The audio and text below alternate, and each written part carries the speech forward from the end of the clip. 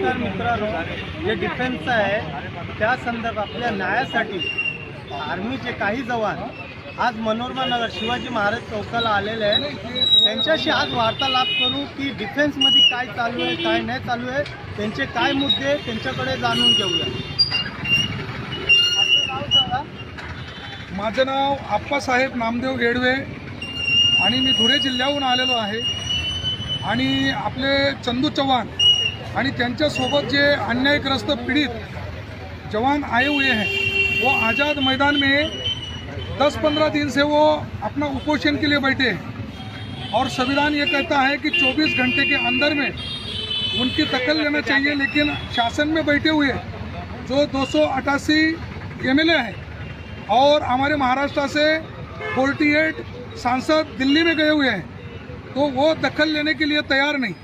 मतलब देश के काना कोपरा से जो भी गांव गली बोर्ड से जो लोग हैं देश की सेवा के लिए वो भर्ती होने के लिए तो जाता है, लेकिन उसके ऊपर इतना अन्याय किया जाता है कि अगर यदि वो छुट्टी से लेट होता है, अधिकारी की अगर यदि वो नाजायज़ बात अगर यदि नहीं मानता तो उसको पनिशमेंट दिया जाता है और उस पनिशमेंट के तहत उसको घर कोर्ट मार्शल करके भेज दिया जाता है.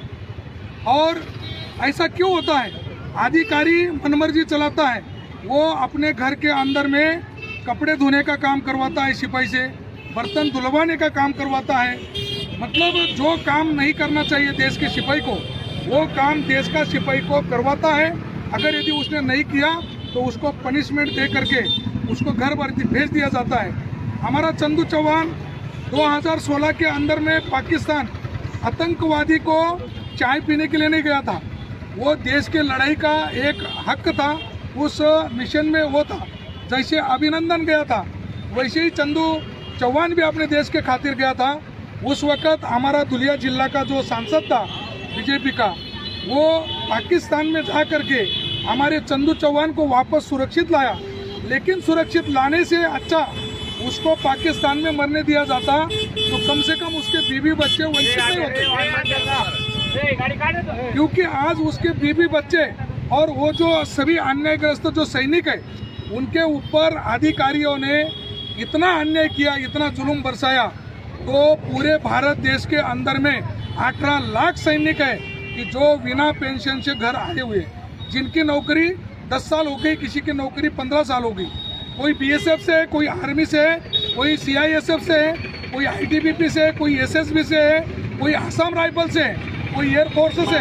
मुझे एक बताइए, जो आपने इन्होंने आर्मी के इन्होंने जो अपने गले में टांगा हुआ है, ये 7 मुद्दे आपके मेन है कि क्या क्या मुद्दे हैं?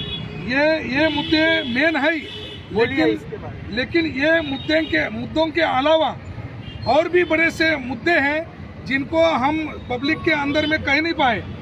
अभी सेवा से निकाले गए जवान का आंकड़ा संसद से प्रस्तुत हो, लेकिन सांसद को ही नहीं पता कि हमारे देश के अंदर में पैरामिलिट्री और डिफेंस के अंदर में क्या हो रहा है.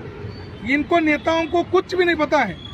ये नेता केवल नेतागिरी कर रहे हैं. आज दिन तक हमारा सांसद अगर यदि चुन करके जाता या हमारा डिफेंस का एक सांसद का कोटा होता, पैरामिलिट्री का एक अगर यदि सांसद का कोटा होता, तो देश का संरक्षण मंत्री डिफेंस से होता, देश का गृह मंत्री डिफेंस से होता और ये देश की जनता भी सुरक्षित रहती.